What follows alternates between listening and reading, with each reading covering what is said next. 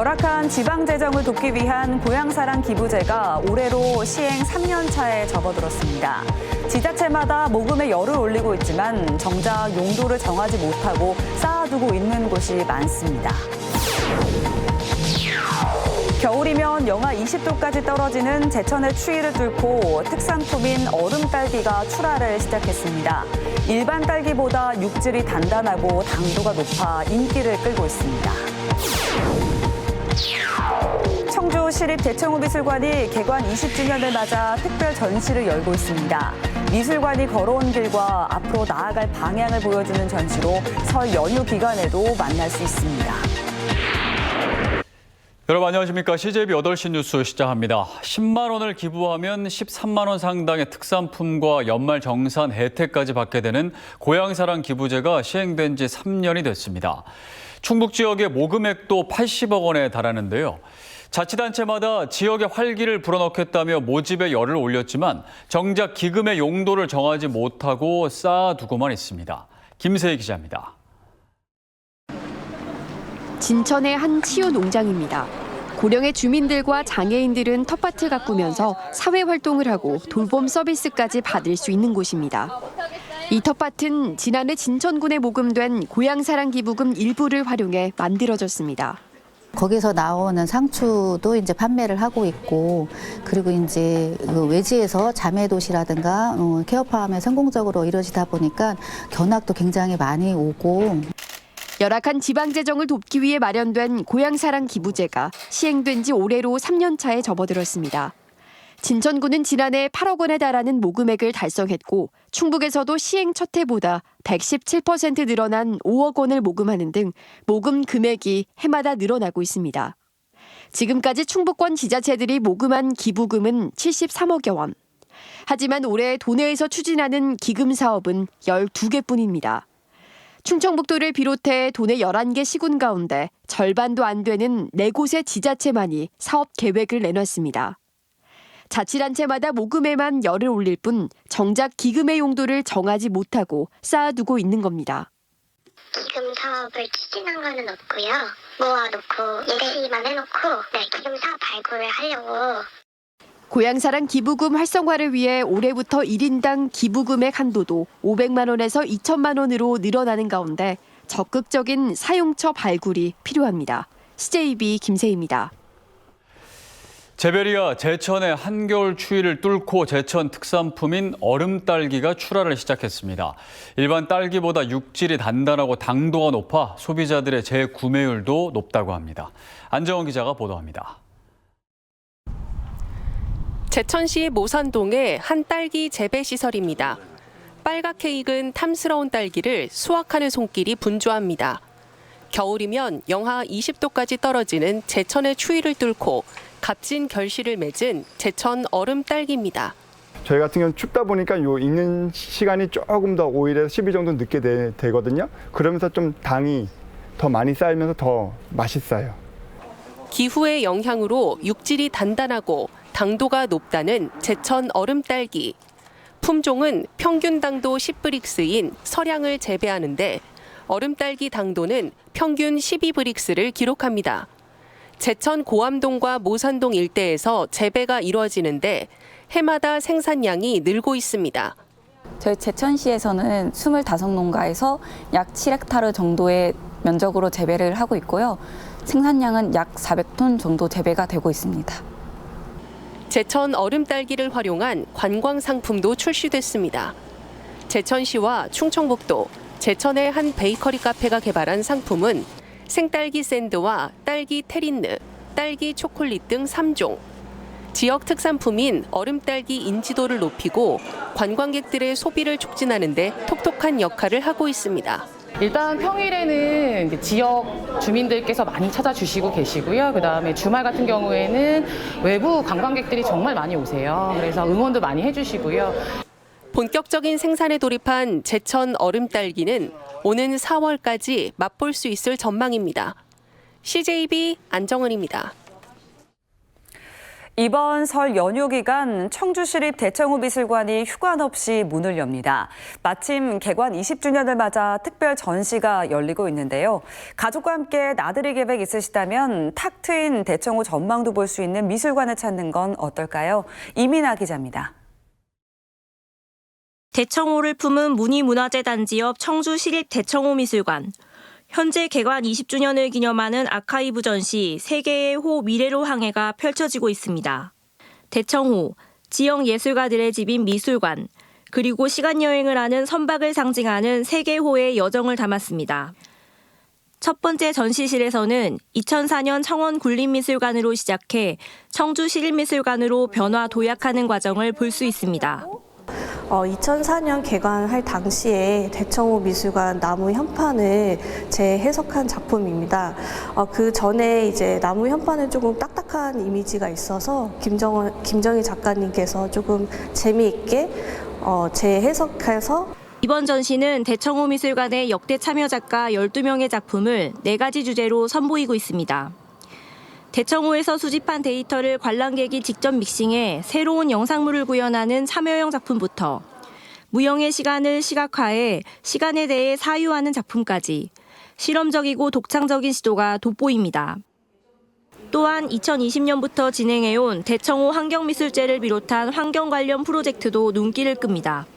청주시립 대청호 미술관이 걸어온 길과 앞으로 나아갈 항로를 상징적으로 보여주고 있는 겁니다. 앞으로 대청호 미술관은 친환경 미술관으로서 노력을 이어갈 예정이고요.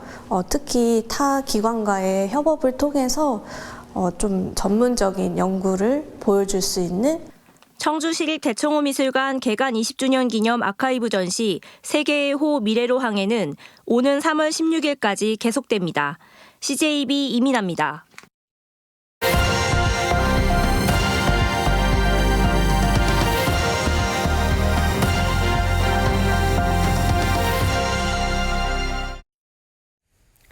세종시는 전국에서 가장 높은 합계 출산율로 다른 지자체들로부터 큰 부러움을 샀는데요. 저출생이 심각해지면서 전국에서 가장 젊은 도시 세종에서도 입학생이 없는 초등학교가 처음으로 나오게 됐습니다. 세종시는 출생률 하락세가 전국에서 가장 가팔라 학령 인구 감소가 이제부터 시작이라는 우려가 나옵니다. TJB 김철진 기자입니다. 세종시 연동면 내판리에 있는 연동초등학교. 지난해 3명의 신입생을 받았던 이 학교의 올해 입학 예정자는 단 1명도 없습니다. 세종시 출범 이래 입학생이 없는 초등학교가 나온 건 이번이 처음입니다. 전국적으로 저출생과 학령인구 감소 문제가 심각한 가운데 세종에서도 읍면 지역을 중심으로 입학생이 10명 미만인 학교가 8곳으로 늘었습니다. 학교 수가 예전에 비해 점차 늘어나고 있는 상황입니다. 저희도 그 방면에 있어서 여러 가지 대책을 마련하고 있지만 하지만 초등학교 입학생 감소는 더 이상 읍면 지역만의 문제는 아닙니다. 세종시 초등학교 입학생 수는 지난 2022년을 정점으로 지속적인 감소세를 보이고 있는데 최근 3년 사이 1,000명 넘는 입학생이 줄었습니다. 우려되는 대목은 최근 세종시의 입학생 감소 현상에 최근 저출산의 영향은 아직 반영되지도 않았다는 점입니다. 입학생의 숫자가 감소하던 시기 해당 연도의 출생아 규모는 오히려 늘고 있었습니다. 전입과 전출 등 다른 사회적 요인이 작용했던 겁니다. 문제는 내후년부터입니다. 지난 2019년 정점을 찍은 출생아 수가 이후 5년 동안 24% 급감하며 1,000명 가까이 줄어들게 되는데 이때 태어난 아이들이 내후년부터 초등학교에 입학하기 때문입니다. 결국 이제 그 인구가 좀 유입이 되어지고 출생률이 좀 높아질 수 있는 여러 제도적인 문제들이 사실 시 정책적으로 이제 필요하다라고 좀 보여지고 있는 것들이고요. 지난해 전국에서 가장 큰 감소폭으로 합계 출산율 1명 선이 깨진 세종시. 인구와 학령인구 감소 문제에 대한 적극적인 대응이 필요할 전망입니다. TJB 김철진입니다.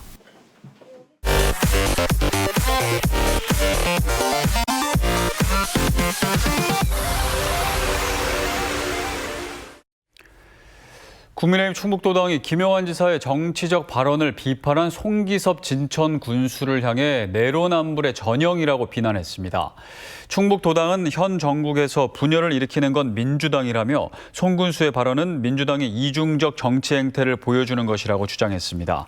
이어 차기 도지사 후보군으로 분류되는 송 군수가 충북도청에서 기자회견을 진행한 것에 대해서는 정치적인 의도가 의심된다고 꼬집었습니다. 부동산 경기 침체 여파로 전국 아파트 거래량과 거래 금액이 부진한 가운데 지난해 11월 기준 세종시의 감소율이 가장 큰 것으로 나타났습니다. 부동산 플래닛이 국토교통부 실거래가 자료를 분석한 결과 세종시의 지난해 11월 거래량은 239건으로 전달 대비 33.8% 축소됐고 거래 금액은 1,183억 원으로 34.7% 줄었습니다. 충북은 1,315건으로 전달보다 21.4% 줄고 금액은 2,867억 원으로 20.6% 감소했습니다. 지난해 오송역 이용객은 1,180만 명으로 집계됐습니다. 국토교통부에 따르면 지난해 간선철도 이용객은 1억 7,149만 명으로 전년보다 1.9%, 2019년 이용객 수도 넘어서 코로나19 이전 실적을 완전히 회복했습니다.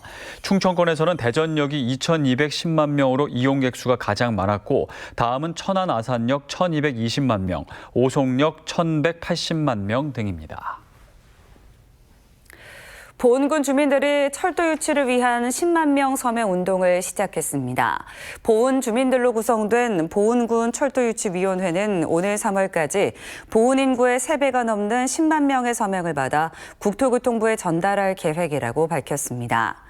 유치위원회는 도내시군 중 유일하게 철도가 지나지 않는 지역은 보은뿐이라며 제5차 국가철도망 계획에 보은을 통과하는 노선이 포함돼야 한다고 주장했습니다. 청주시가 민생 안정을 위해 상반기에 1%대 초저금리 대출 지원을 400억 원 조기 공급하는 등 지원을 대폭 확대합니다. 청주시와 충북신용보증재단 그리고 8개 금융기관은 청주형 소상공인 육성자금 상생금융 지원 업무 협약을 체결했습니다. 올해 협약에 따라 전액 보증 고정금리가 4.99%에서 4.59%로 인하되고 대출 기간은 3년에서 5년 이내 일시 상환으로 연장됩니다. 청주시가 3% 이자 보전을 하면서 소상공인은 1.59% 이하의 초저금리 혜택을 받을 수 있습니다. 충주시가 올해 취약계층 5천 가구에 국민건강보험료와 장기요양보험료를 지원합니다. 지원 대상은 건강보험료를 19,780원 이하로 납부하는 만 65세 이상 노인 가구, 등록장애인 가구, 한부모 가구 등입니다. 투입 예산은 7억 1,500만 원으로 시는 국민건강보험공단의 자료를 받아 대상자를 선정할 계획입니다.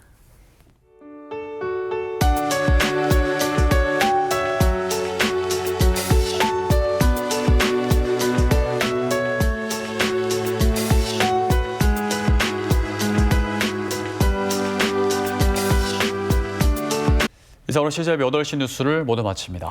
시청해주신 여러분 고맙습니다.